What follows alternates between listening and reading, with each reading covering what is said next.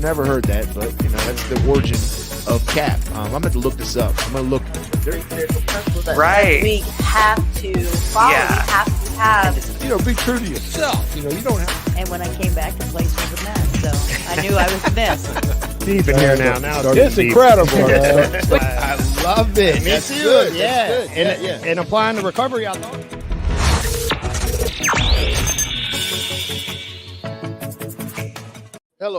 Hello. I'm on. Give me some volume, Steve. Okay. All right. Yeah, we good. Good evening, everybody. My name is Marshall. I'm a person in long-term recovery from substance use disorder. And I appreciate y'all being here. I'm seeing some new faces, man. I see this guy here down at the Rise. And I see this guy here. Yeah. Good, man. Good. As it always is, I got about 5 things I want to talk about. But we got some out-of-town guests here. Hey, we got out-of-town guests here, so we're going to give them plenty of time. The first thing I want to talk about, I'm not even going to talk about it. I'm just going to put it out there. Y'all let it marinate. Talk about it when you get back on the pod. What is it that satisfies you in life? What is it that satisfies you in life? Yeah. Oh. And I got to say this. If you can't think of nothing that satisfies you, then you ain't started living yet. You just existed, The second thing that I'm going to want to talk about, and I'm going to mention a little bit before I hand it off, before I hand the baton off, is, man, after getting clean, life is so much easier to live now. Even with all the defects that I got, life is so much easier.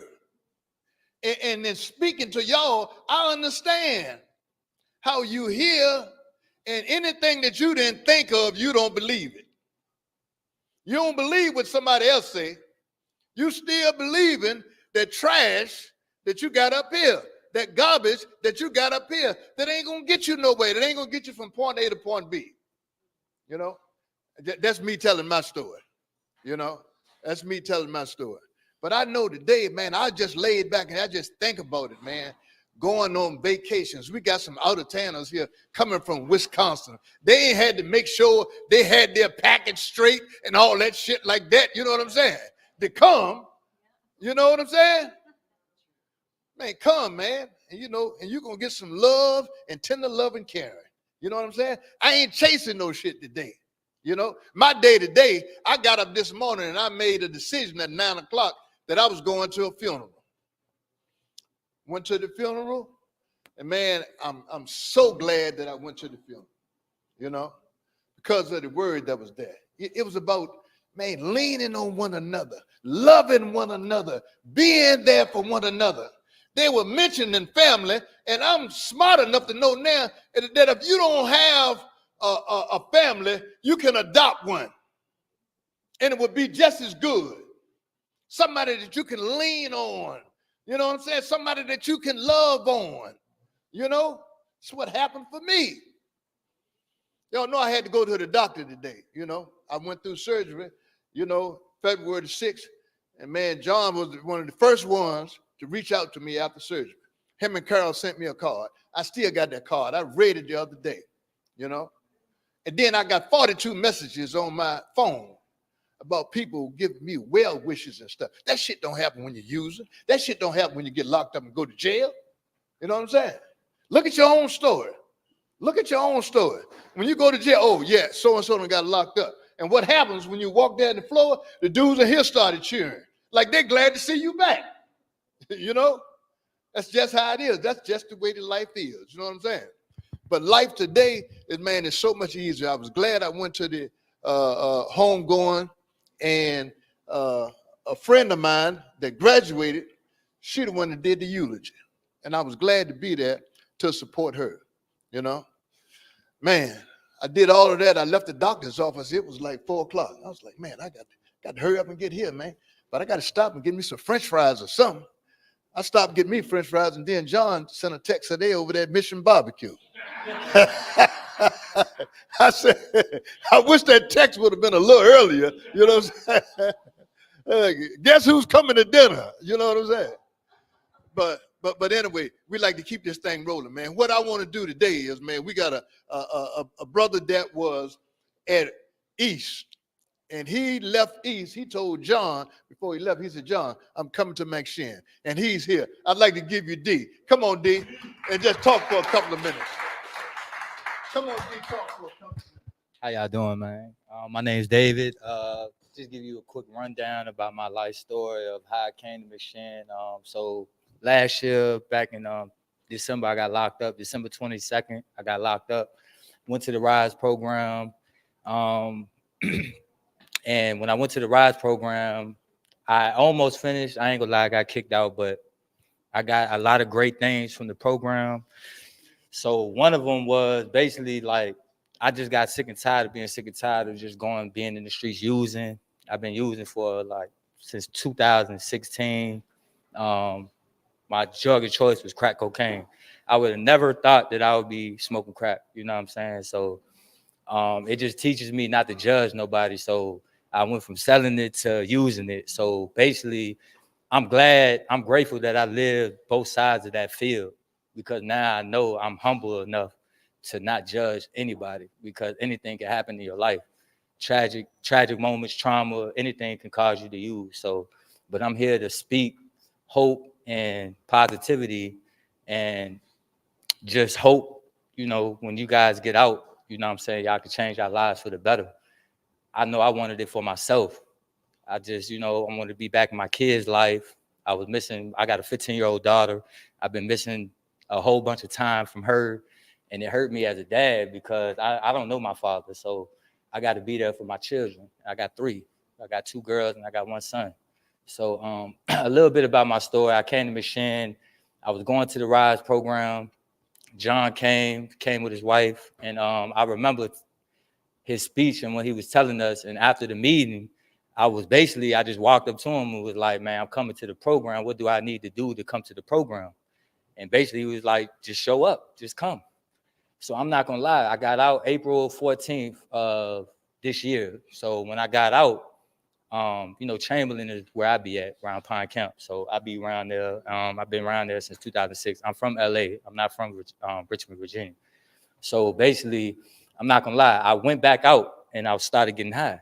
Living in the bando, my life was just, it felt like trash. Like it just wasn't fun no more. Like when I first got high, it was all right, it was cool. But then as life progressed, things started getting harder, and it wasn't no enjoyment in there no more. Like everything that I was doing was evolving in drugs and me using. Every day I woke up and I just thought about using. I didn't want to be like that no more. You know, I know that's not the type of person I was. I was going through a lot of things in my life, just like everybody in here. Everybody's going through something. So basically, I just got sick and tired of being sick and tired, living the way I was living, wearing the same clothes, going to stores, stealing, just to get my next fix, my next high. I just got tired of it. So I seen a real good friend of mine, Joey Jules. And what's so crazy about it is when I met him back in 2015, me and him, we was getting high together. And now when I seen him on the bus. I was going to make a little play. I seen him on the bus. I couldn't get off the bus though. So this is how God worked.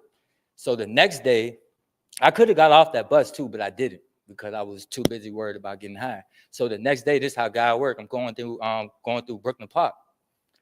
I see him at his construction site. I don't even know he's working on this building or nothing. He see me, spot me, stop me.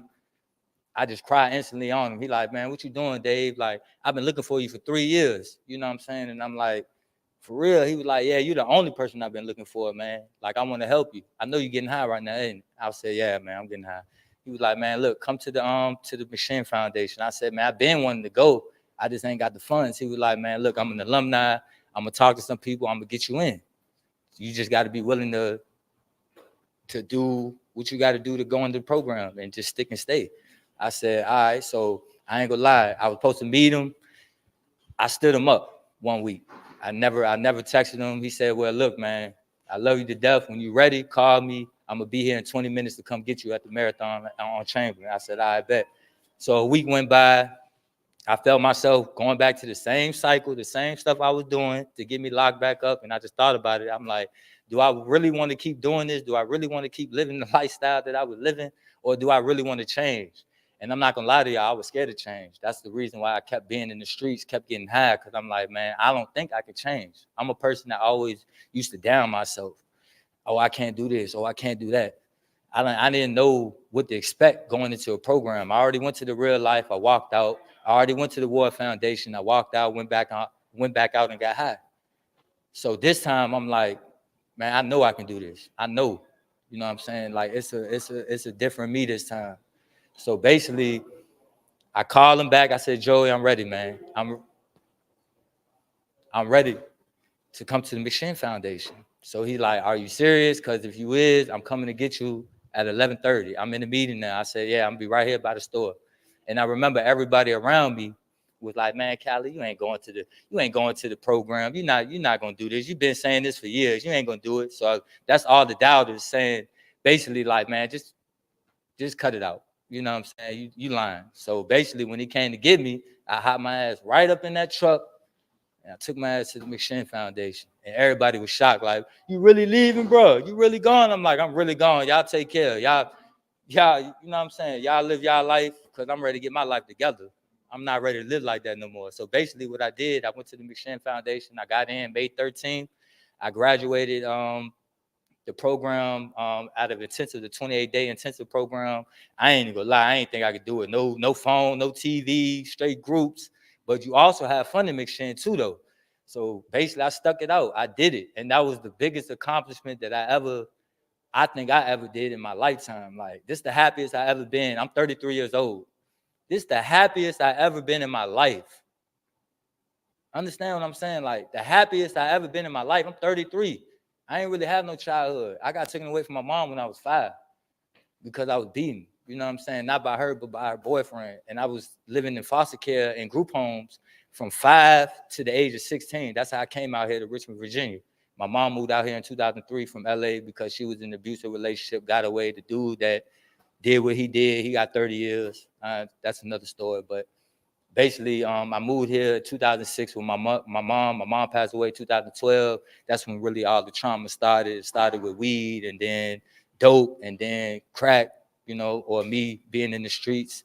And another reason why I wanted to change my life, because back in 2020, I got shot up. I did something stupid. And, you know, things just went out of spiral, out of whack. So basically, that's just my little story about how I got to the McShin Foundation. So I'm blessed to speak to y'all today, and I hope all y'all situations become better when y'all get out. Thank y'all for letting me share, man.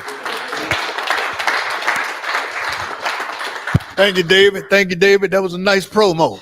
You know, two or three different things about the progression of the disease and about McShin being there for you. Sometimes you can't do it by yourself. Sometimes you need help.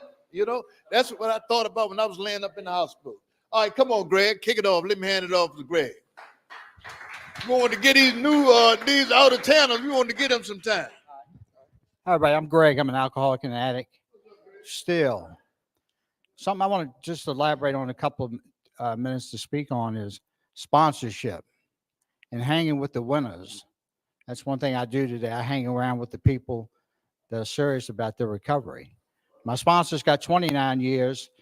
I had my first sponsor that I had in 1985, and he passed away. He had 35 years. And I remember, I reflect and I think about him often, and I would be at the city jail. He would come see me. And I kind of got picked. This guy was kind of picked for me. I didn't go ask him to be my sponsor. He was kind of picked for me. And I think I've spoke about that before. But I was down to city jail. He would come visit me, and we'd sit and talk. You know, he knew Sheriff Winston, so Sheriff Winston let him in like he was an attorney. And he'd come and see me. Then he'd come see me at Powhatan. Then he'd come see me over on over Courthouse Road. Then he'd come up to Stanton Correctional Center, and he'd come see me. And I remember sitting down with him one day, And I asked him, I said, why do you keep coming to see me? I have nothing to offer you. And he said, that's where you're wrong, because every time I come see you, it reminds me that I don't want to pick up a drink and end up in a place here like this. And I thought to myself, he said it's a selfish program. And I thought to myself, a selfish, like that. But it's true. I have a sponsor today. He doesn't tell me what to do, but he makes suggestions. And when he makes suggestions, I listen to him. He has 29 years. And he's a good guy. I've sat down, and I've been honest with him and open and vulnerable. Shared stuff that I said I'd never share with anybody. And then when I started doing that, he started sharing stuff, the same stuff, kind of the same stuff. And I told my wife I said, if I go back and tell him this, and he tells me that he did it, I said, then something's wrong, because he's making that stuff up. It's not true. But he was a collector for a biker gang. And they made methamphetamine and did all kinds of crazy stuff. And, but I hang around these people because they have long-term sobriety. They have long-term recovery. Those are the people I need to hang around with. So my message tonight is when you do get out and start going to meetings, find somebody you can ask to help you, to teach you how to learn to be sober and teach you how to stay sober. I didn't ask this guy to be my sponsor. I asked him to teach me how to get sober and stay sober, because I could get sober, but I couldn't stay sober. And the reason for that was I didn't surrender, and I wasn't completely honest. I didn't share everything. I didn't share all that hurt, pain, and disappointment. So that's what I do today. You get out of here. When you get out of here, hang around with the winners. Hang around with people that are on the same path that you're on. Get honest. Get your sponsor. Get somebody you can sit down and tell that stuff to. I mean, don't tell it just to anybody, but tell it to somebody you feel comfortable with. That's the key. Sponsorship. That's what I'd like to talk about tonight. So anyway, I'm going to pass it over to John. John's going to introduce a couple speakers that came all the way from Wisconsin. Right. My name, yeah. I got one thing that I've been carrying with me, and I carry stuff with me sometimes for a couple of weeks. And with John, I was telling John, the question I asked y'all earlier, what is it that satisfies you in life? What is it that satisfies you? Oh, hey, recovery is number one. Wife number two. Recovery. Recovery is number one. But, the other week, me and John was together, and I remember when my daughter got married, and I was telling my wife and my daughter, I was like, look what we started. Look what the F we started, And man, we were down at East, and I told John, I said, John, look what the F you started. You know what I'm saying? Man, this guy right here, I hitched my wagon to his wagon, and he can't get away. You know what I'm saying? John S. Love you, man. Right. Thank you, Marshall. How y'all doing tonight? You got makeup in here? Yeah. Shouldn't you get a charge for that? Ain't none of my business. I'm John Shenholzer. I'm an addict. Next month, I'll celebrate 42 years in recovery, clean. That's a big hit. And, I'm amazed at how this program has evolved. I cannot thank Sheriff Gregory enough for letting us come up in here and do these live YouTube meetings. And you may not realize it, but McShin, we give these meetings to GTL and GlobalTel and the tablet companies. So these meetings are shown in all 50 states in jails and prisons that have tablets. And I get mail all the time at McShin. I went by my office. I got 2 letters here from North Carolina. So it's working, what we're doing. We come together as a team. McShin Foundation, volunteers, Marshall, Greg, Steve. We bring in the Peanut Gallery, Dave, and whoever else wants to come. And we just do our thing. You know, we deliver that message of hope from the disease of addiction that an addict, any addict, can stop using drugs, lose that desire, and find a new way to live. And it's finding a new way to live is how we stay off of that desire to use. And I know me and Marshall and Greg, we come in here regular. You got to see that. And I don't know, maybe our life doesn't look exciting. I don't know.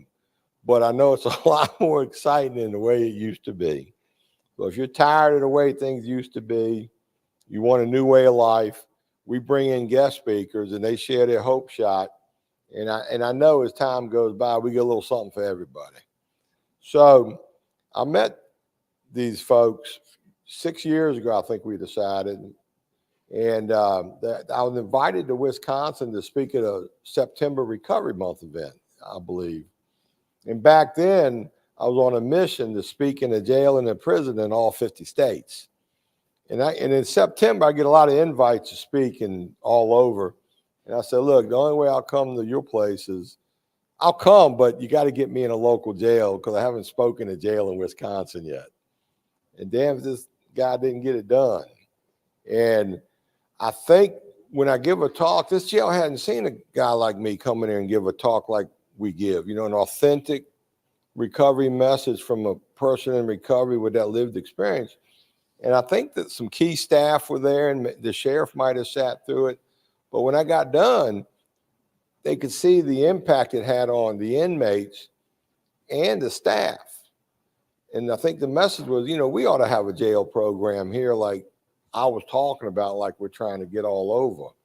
And I want to emphasize something. When you get out of here and you get active in your recovering community or wherever pathway you're in, if we don't keep this spirit alive, it will go away.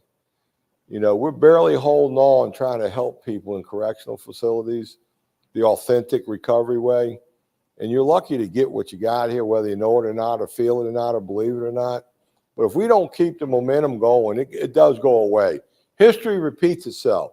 And I've studied recovery and treatment in America. We got a solid 275-year history, chronological order, when stigma was high, when recovery services were high, when stigma was low, recovery was low, when correctional populations were high.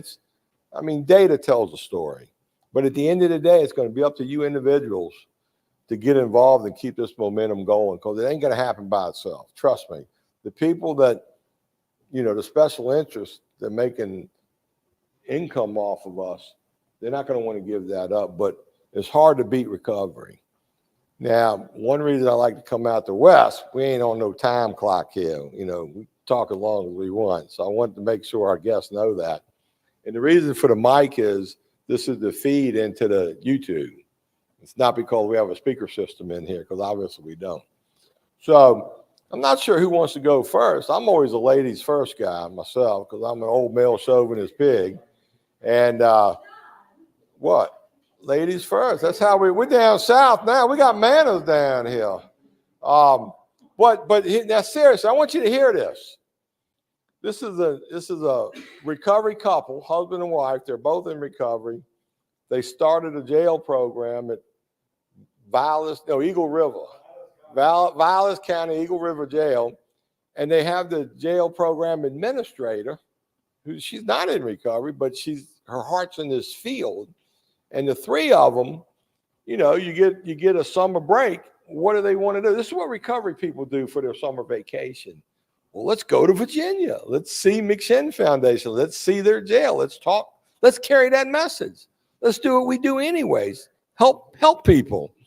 Man, out of their own time, their own expense, they chose the hottest time in the history of Richmond to leave the Northwoods of Wisconsin, where they're probably wearing sweaters this time of year. It's so hot down here, they don't even want to go outside, man. They're welcome to the South. But I'm going to invite Mary up here to share, then Jay can come share, then Heather can say a few words if you want. And but we'll do it like that. So Mary, come on up and let's give a warm welcome for Mary. Yeah. Now speak like you're speaking to Jay and you're mad at him, all right? So we can hear you. I am. Right. Okay, so let's see. So I'm not an addict or alcoholic, but I was raised in alcoholic families. Oh yeah. My name is Mary. Do I give a last name? I'm going to throttle my husband after this too, by the way. Anyway, so I was raised in an alcoholic family, and so like I said, I'm not an addict or alcoholic, but one thing that has helped me, you know, I married my husband, alcoholic, addict, blah, blah, blah. But being in the jail program, it has really helped me to heal. How I got involved in the jail program, Jay said they're doing a class, what the heck was it? Taking Care of You. And I think you should join. Well, I trust his, you know, advice. And how much time do I have? Usually I have to plan like a week or a month. Well, you have to decide this week to sign up. Okay, so I signed up. And next thing I know, the sheriff is saying, hey, do you think Mary would like to do a program, Take Care of You? I never even planned it. And I said, the only way I'm going in the jail is if my husband goes with me. I'm not doing it by myself. So I started doing it. And then the next thing I know, they're asking me, well, do you want to do Houses of Healing? So I now do 3 programs in the Vilas County Jail. And I think it's such a blessing and an honor. And I get so much out of it because I've gotten healing, you know, from my past. So we tell the inmates that the reason Jay and I work together is because we're both in recovery. And if we wouldn't have, you know, worked on ourselves, we wouldn't work, because he started going to meetings, he started getting healthy, and I'm like, wow, I feel ripped off. What about me, you know? Because no healing came for me. My dad being alcoholic, I found out the family is as sick as the alcoholic. I didn't know anything about that. But what I've learned being in the jail, we love the inmates, you know, because they're genuine and we're genuine with them. And if we didn't care, why would they care what we had to say, right? So it's been a healing journey. I love when Wednesday comes. Taking Care of You is twice a month. And my Wednesdays program, there are 2 in a day. And I just love it because I know I'm serving and I'm giving back. And it's just, I'm telling you, it has lit up our life. So when John came into our life, this is what we did. We did a brain dump and we said, hey, because we want to, you know, elevate the jail program just to lift it up, you know, because it is kind of boring. And so the 3 of us, Jay, Heather, and I, we just did a brain dump. We said, let's go to Virginia. John's been inviting us forever. And of course, we didn't know it was going to be 100 and just about pass out, you know, because I'm sweating now as it is. And so, but that's how dedicated we are, you know, to the jail program. And so, yeah, here we are. And when he said we're getting in the jail, but I didn't know I was going to be first. Thanks. But anyway, because Jay and I usually do it together, but I really am grateful and blessed that I got into the jail because I've learned so much. My confidence level is just way up there. And I've gotten such healing from my past, you guys, you know, just listening to the stories and everything. And so that's about it. That's all I got.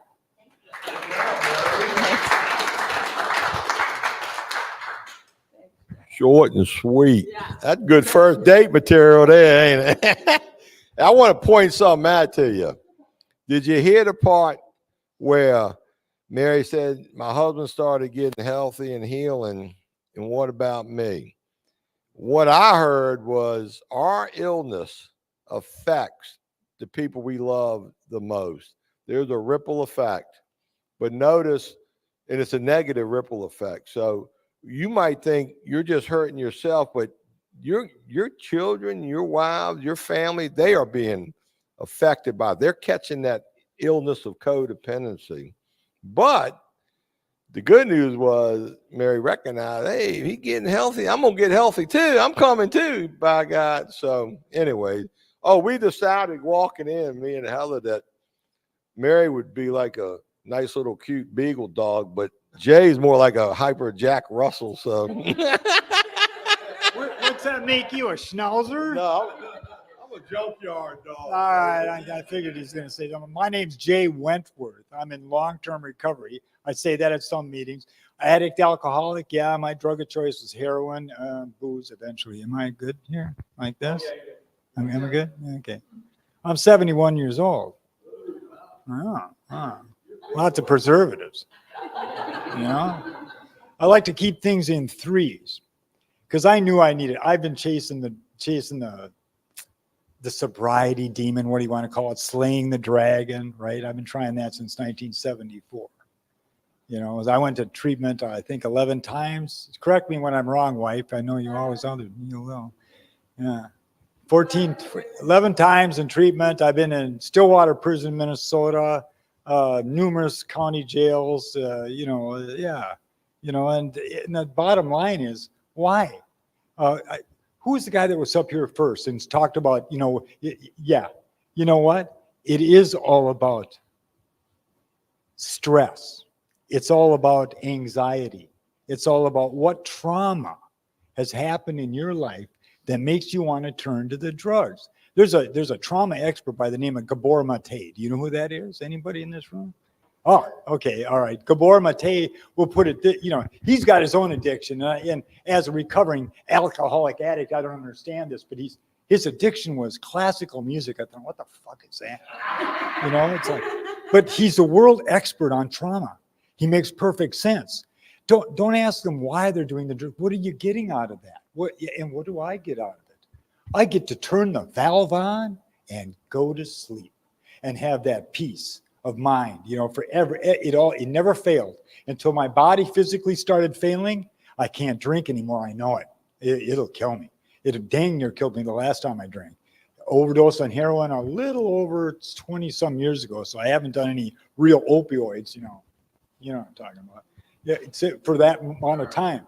As an addict alcoholic today, if I hadn't addressed my trauma issues, if I hadn't addressed what the heck happened, a couple of you have already cited that. There's other family members. Is there anybody in here that doesn't have a family member or somebody they pissed off or somebody that could use a little help? Raise your hand. I don't see any hands. That's because everybody knows somebody that's an addict or an alcoholic, and in some throngs of that. Have we let our kids down? Good God. If we were going to go back to just, if I was going to go back to using, and Mary and I were going to have problems, right? If I go back to using in the throngs of my own children's addictions, because that's what I've caused.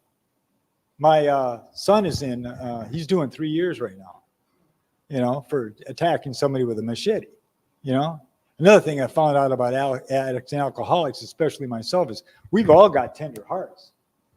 This is unusual seeing girls and guys in jail at the same time, John. It is. This would never fly. And you guys came in walking in the front door too. It's like, wow. Biles County, I like that. Biles County is pretty behind the times. I'll get back to what I was talking about. If my own children hadn't, taken on I don't know what that is. Anybody else got parents that were addicts? Addicts, alcoholics, and you kind of just didn't know any other way. I mean, we talked to a lot of Native Americans up in Vilas County, and that was a way of life for them. It kind of was for me too, on it, in a more another setting, but that was their lifestyle. So they didn't know anything about sobriety or doing anything different, right? And that's the way I was too. I mean, heck, I told you I'm 71, so 60s was there, right? Yeah, right. And the 70s was there, right? Got a little old in the 80s, because I wasn't a disco fan. So fuck that. The Coke was great though. In fact, in my opinion, I'm thinking about this, thinking, how did rap and because I've done a lot of rap music and like Kevin Gates, Yella Beezy, right? And they've got two sides to their story too. So how did this all happen? How is it that there's so much diversity in recovery today that we can't even keep our fingers pointed on what's the best road to recovery now? We've got our basic principles from Alcoholics Anonymous, and we've got our basic principles from any psychiatrist, psychologist. I already mentioned Gabor Mate, talking about trauma. I believe that's it, because I'm going to find the drug, right? The little elixir, the thing that's going to help me through my life, take the depression, the anxiety off of me, and I'm going to bring it out to somebody else. Oh my God, I just discovered something else. I look in Alcoholics Anonymous, I'm really a heavy reader, as far as recovery material, so all of a sudden I see this prescription from Dr. Bob Smith back in 1937, I believe, before the 12 steps were formed. Anybody know this prescription? It's a prescription to the alcoholic. 3 steps: trust God, clean house, help others. That stuck with me. It's because the first time I read an Alcoholics Anonymous big book was when my dad was out of treatment, same treatment center I ended up with in like 20 years later. But I knew the Alcoholics Anonymous big book, and I knew about this kind of thing. It always fascinated me, the history of it alone. I never thought myself, well, I would never drink, I didn't even start drinking heavy until I was in my 20s, because it was, again, I'm 71 years old. 60s wasn't a drinking thing. It was a, let's get high. 3 things: trust God, clean house, help others.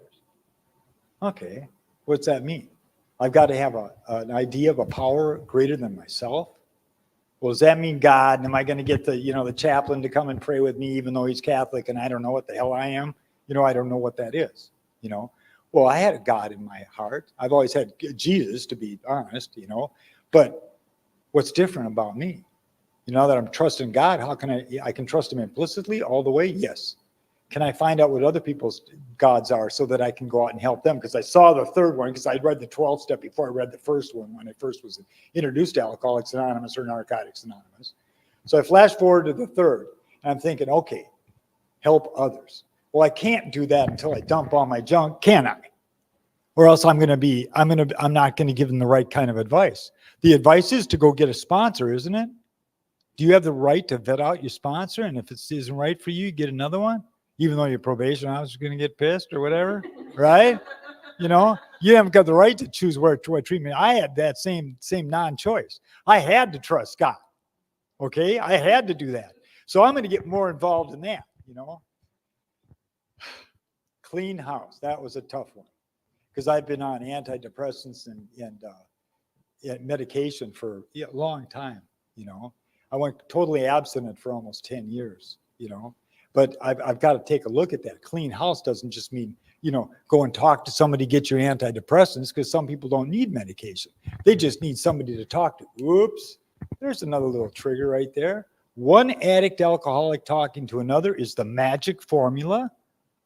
That's all I need to do. There are times, ladies and gentlemen, that I have not believed that, and I've called people up and it make me feel better, even if the conversation's 30 seconds. And I got to do that. Not so much today, because my focus isn't on my addiction. I've been through all that, the felony thing, trying to get a job. I still can't own a gun. You know what I'm talking about. But today I have a God in my life, and I got people that actually trust me. They married, by the way, is my third wife. And final. I think go out and help others. That's what I'm addicted to now. See, and one way or the other, I'll do that. I have to keep myself in balance, because I got a lot of people counting on me. Therefore, I'm going to have not one sponsor. I got her for one. The lady sitting next to her is another one that'll keep her eye on me. Right? I got this guy over here. I called him up when my daughter and my son-in-law got in trouble last December. First words out of my daughter's mouth were, "Dad, we had nothing to do with burning that restaurant to the ground."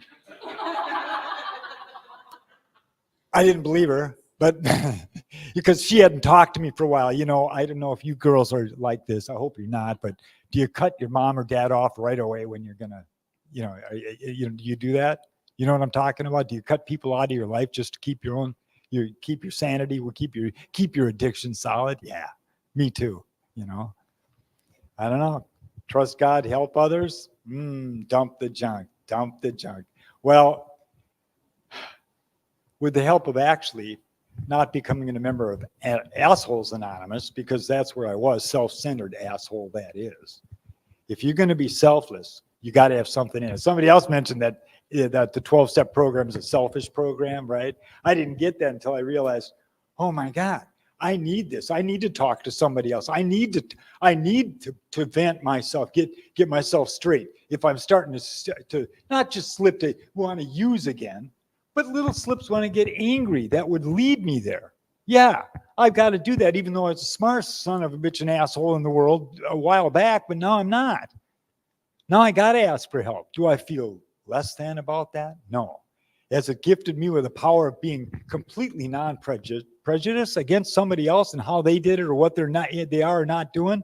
Or am I going to come down on somebody if you failed and relapsed? No, I'm not, because I failed and relapsed. I know very few people that were one and done getting out of treatment. That amazed me. In fact, some of them quit smoking cigarettes. They quit at the same time. Wow. I don't know. I don't know if I can do that. But I did lay this down. And I did it by trusting God, just like that prescription says. You know what prescription I'm talking about, right, John? By Dr. Bob. It's printed out. I'll have to send you a copy of it. It's pretty cool. But it sums it up. And it stuck with me. It's one of the things that did. Talking to somebody else stuck with me too, even though I didn't want to do it. And today, I don't know, I wanted to stop doing this, but until my son and he's up for 3 years. My daughter is now still going through a judicial process, and we had to take the grandchildren and deal with CPS and all the rest of the stuff that goes with it in a little bureaucratic town where everybody knows everybody, so, wow. My daughter, last time I talked to her, she got out. She's still up for some charges. She still got a gun charge, whatnot.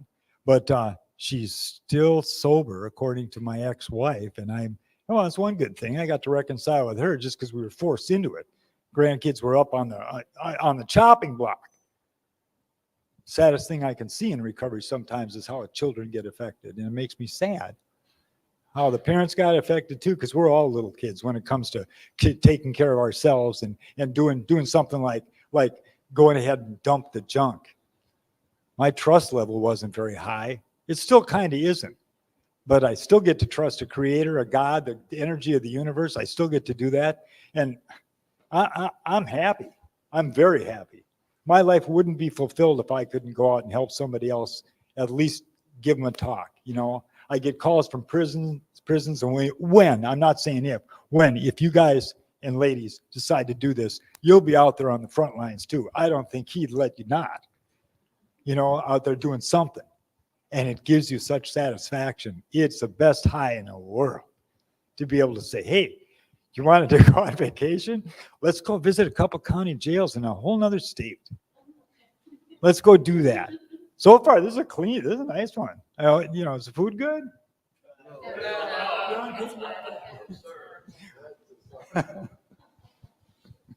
I hope all of you do very, very well. Even if you're facing stuff going out, because a lot of the guys, our recovery pods are pretty small. We have only one girl in the pod. Is that right, Heather? One girl in the pod right now? Okay, and we have 9 guys.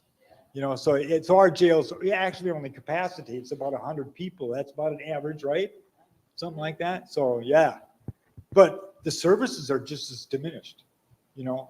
Go out there, fight for those services for your own sobriety, fight for those services for your family, fight for those services for your friends, fight for those that are going to need it, because we're at war more than anything else with the addiction problem, substance use disorder, whatever the hell you want to call it, in this country than ever before. And one thing that it's opened up is jobs for everybody that wants to go help somebody. You will be able to get hooked up. You will go all of a sudden find a school course to get psychology under your belt or something like that, to go out there, work for human services or social services or something. Make a difference there, because that's where it's going to help in your community the most. Other than just walking into a meeting and seeing some other girl or some other guy walking in kind of slow, where they're at, and going up and being their friend and saying, hi, I've been there a couple of times. I don't know if I'm going to go there again tomorrow. I'm pretty sure, but I know my pillow's going to when my head hits the pillow tonight, I'll know, hey, I'm sober again another day, chink it up, ding, like that. Yeah, John, it was 6 years, because I gave you your 36-year medallion in that car as we were driving to Vilas County Jail, and you said, where the fuck did you get this at 8 in the morning? I remember that. Well, thank you, ladies and gentlemen, for letting me bent up a little bit to tell you who I am and what we're all about. More power to you. Good job, Jay Bird. See, they ain't no more sicker in Wisconsin than Virginia. You know, I was going to ask my wife if she wanted to say something, but she run to the restroom. So, you know, the bottom line is this. Where we've been sucks. We have a choice right now to make where we want to go. And being freed of substances, getting a little education, a little connection to that recovery messaging, you know, hopefully you're in a position to make a wise choice. You're a better choice than you've been making. Because that's one thing we do have, that ability to choose things. And if we choose to use, how does that end for us? Jails, institutions, and death? Now, I know a lot of y'all got families. So if you're going to choose to pick up, you got to realize you're choosing to hurt these folks. You know, and I just, you got to take things into consideration sometimes. Anybody else got anything? Are we good tonight, Marshall? Not yet. Not yet? Uh-oh. Oh, Heather, yeah. Come on up here and say a couple words anyways. Come on. Let's applaud for Heather.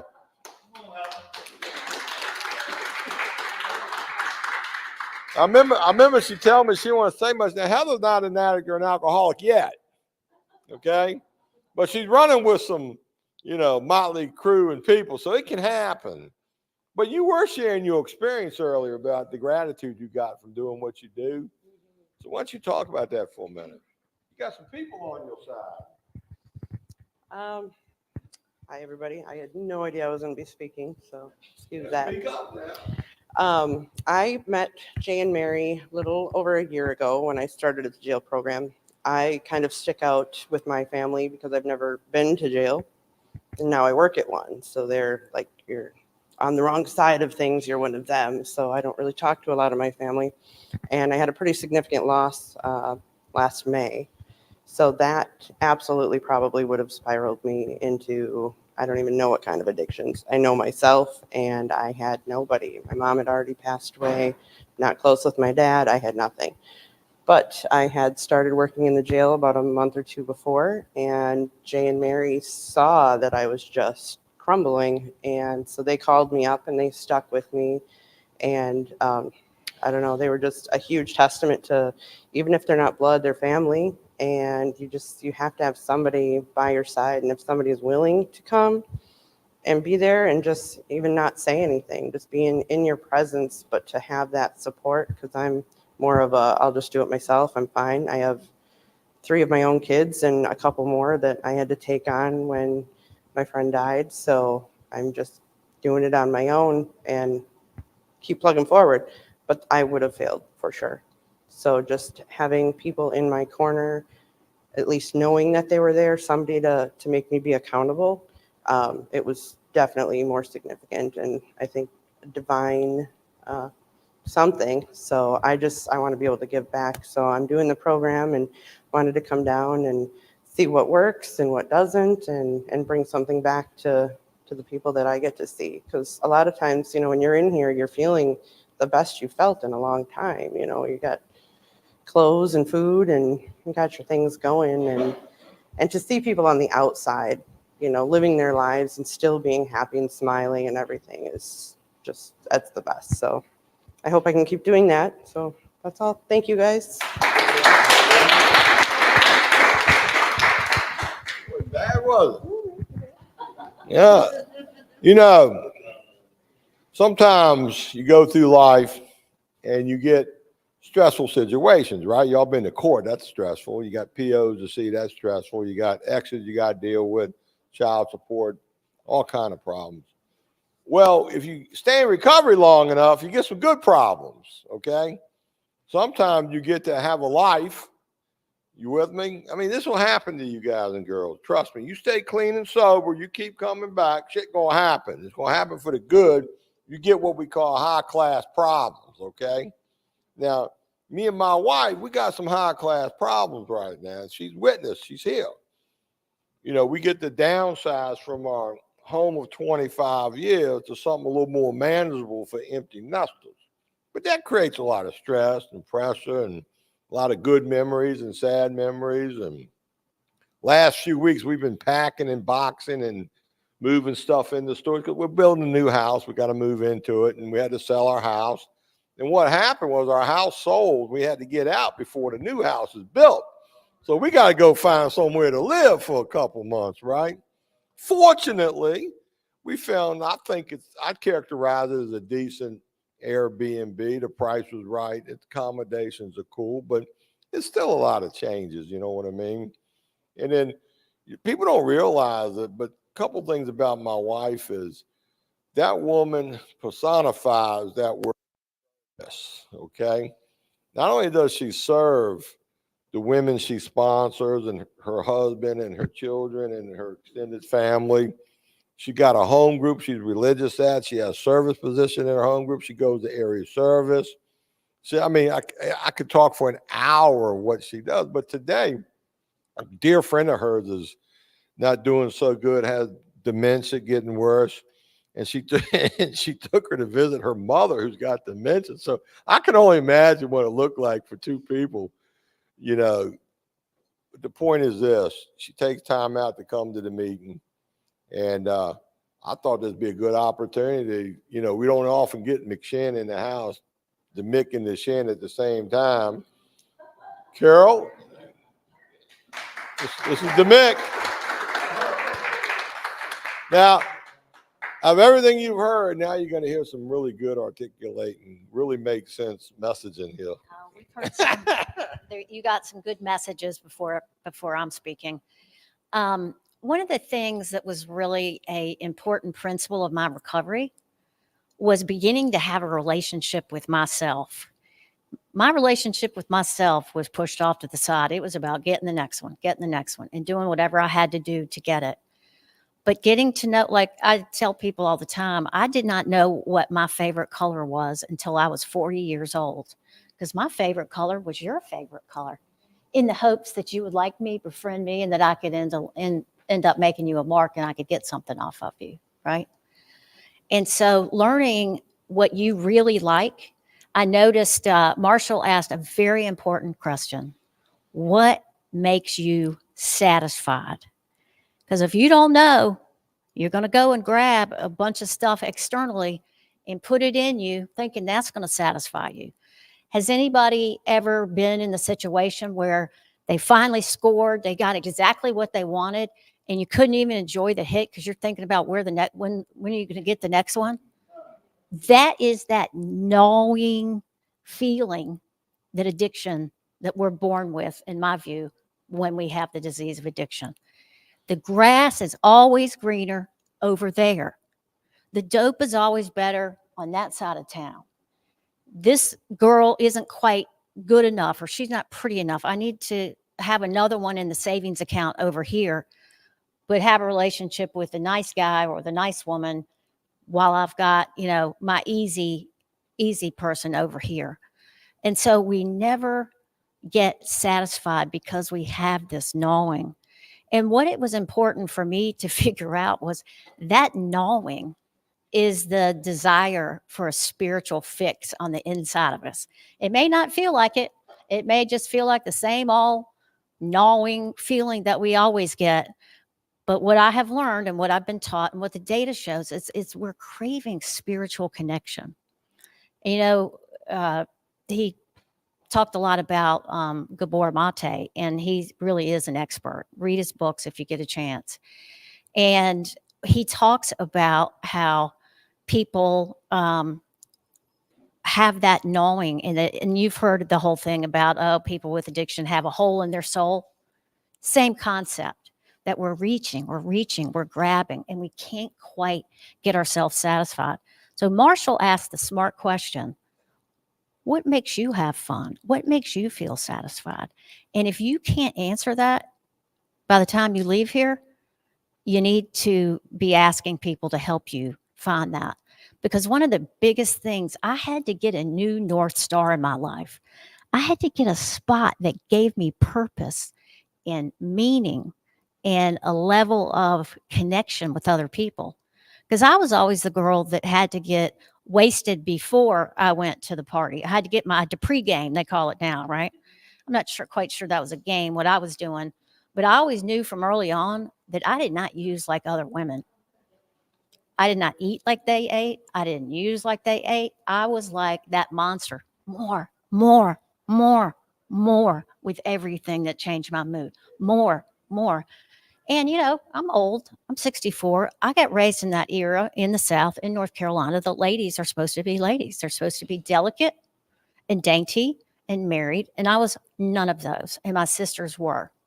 And my mother always used to say, any news? And that was code word for, have you found a man and are you getting ready to walk down the altar? And I didn't marry John for the first time. I didn't get married till I was 39 years old. I had been told all my life that I was not the marrying type. And frankly, that was the truth. But I heard it so much that I reinforced it myself. Maybe I'm not and I never had the yearning for kids. And so I thought, maybe I am broken. Maybe something is wrong with me. And I internalized that. So when I first got to the rooms, I would fly like a moth to a flame to the most emotionally unavailable bad boy in the meeting. And then I was so distracted because every time I went to a meeting, I'm searching for Mr. Right. I can hardly focus because I'm searching for Mr. Right. I changed my clothes 14 times before I got to the meeting, right? Tried out all the new makeup, now even sometimes like what makeup will hide wrinkles. And I'll be over there with a YouTube video playing, trying to, cover up whatever those girls are doing. And I noticed they're like 20 years old. It's like, Carol, I'm not sure you're going to get quite the same results at 64. So we have that sense that there's something wrong with us. So I want you to know, rather than thinking, well, I feel like that means I'm not good enough or whatever, that feeling is the same as coughing. Coughing and sneezing are signs of the common cold. Having that gnawing and having low self-esteem are signs of the disease of addiction. It does not make you off. It makes you feel that way even when it's not true. And it's the same way with wanting to use. It sends you messages that, your head sends you messages saying, gotta use right now. And if you can just wait 15 minutes and put it off, one phone call, one vacuum in the floor, one walk around the block, it will pass. But our head tells us, gotta have it. And so what I try to do with myself now, because it doesn't go away, at least it hasn't for me, it gets a lot better and the volume is turned way down on it. But it was really obvious to me when I was packing and moving, I was accumulating things, clothes and cosmetics and all this stuff to try to dress up the outside when really work needed to be done in here. There wasn't enough Bobby Brown makeup to cover up my heart, So I try to make sure I ask myself this question. What is your motive in wanting to do this?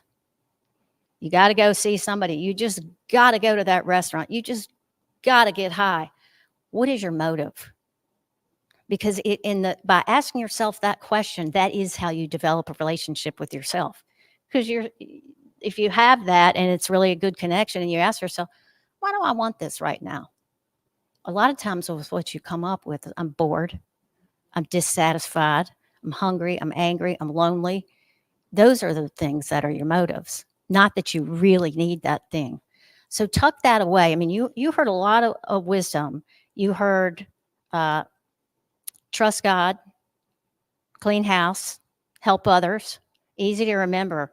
And really that helping others thing, the reason why John and I have had the life we've been both successful in business and in helping people recover. And I was lucky enough to, use my experience in Washington, D.C. to fight for the rights of people with addiction and mental illness, and was able to help get laws passed to make it easier. It's not cured by any means, but make it easier. And to also create a career path for people like us. I mean, did you ever think your criminal record was actually going to be an asset? It can be. You can be trained to be a peer recovery specialist And they call people who have experience in jail forensic peers. And you can have a white collar career now with a criminal record. So don't lie to yourself and say, oh, I've got this felony, I'm never going to be able to get a good job. That is not true anymore. And we have fought hard. You know, thousands of us fought hard in Washington, D.C. to get legislation passed that funded the first training of peers. So don't lie to yourself that your jail experience is all negative. You can turn it around into an asset. I mean, if you ever told me that I was going to be, while I was using, that I was going to be the lobbyist for the Betty Ford Center, I would have laughed and cried and rolled around on the floor and beat my fist telling you, there is no way in hell. And that's what God saw fit to have me do. And it was all to try to get insurance to cover addiction and mental health, which they were not willing to do many years ago. So recovery is not perfect, but it has allowed me to have a relationship with myself. And as a result of that, I can have great relationships with other women. I mean, we can get right to it, you know, and I tend to have sponsees who are a lot like me. They don't trust people. They're high achievers. They have very tender hearts, and they have trouble in relationships with the mate of their choice. They don't come easy because of that lack of trust. And so, yeah, we got high class problems today, but there are problems that you get when you are turning a corner and starting a new chapter. And of course, you're going to be nervous and stressed out about it, just like y'all are going to be nervous when you leave here. But you have the opportunity to use some of these slogans that we have in recovery, one day at a time, one foot before the next. And before you know it, you can have a solid foundation in this program. Bring back loved ones who are estranged, have your kids talk to you again, get good, satisfying work. And what has been most helpful to me is to help other people. There is nothing like seeing the light go off in a woman's eyes who when she first approached me, was dead. Anger and heat was all I was feeling from her. So that's a gift I wish all of y'all to be able to experience. So thank you.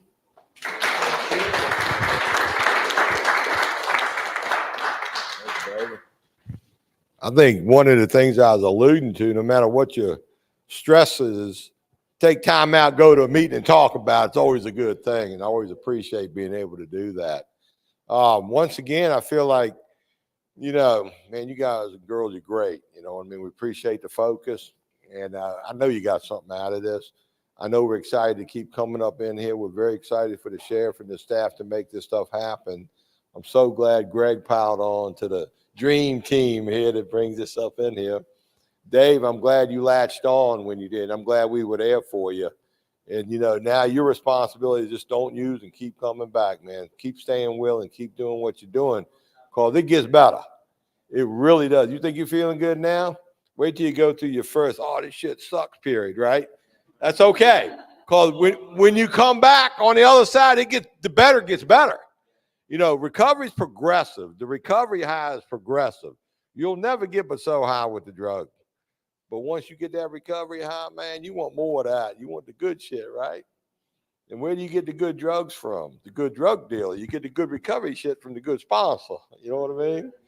The good club, it's the good home group, you know? So there's all kind of correlating better in recovery stuff. Don't forget that, man. You guys got to get excited, man. I get excited for you guys. I really do, because I know how good it's going to get. But how simple it's going to get. And I tell you right now, what you think's going to be good, think all you want. The good stuff you ain't even thought of yet. It's coming at you. Marshall, we got anything? We good, Greg?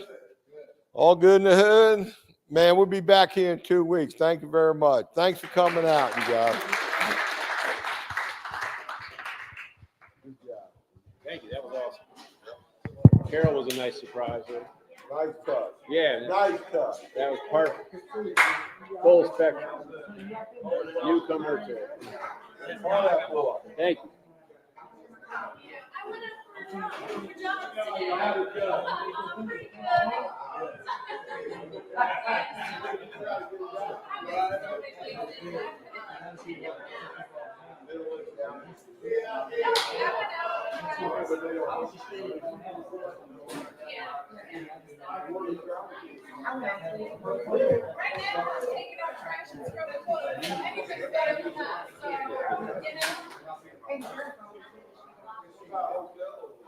Yeah, I applied at one hotel today. I'm gonna do a follow-up on Thursday, so.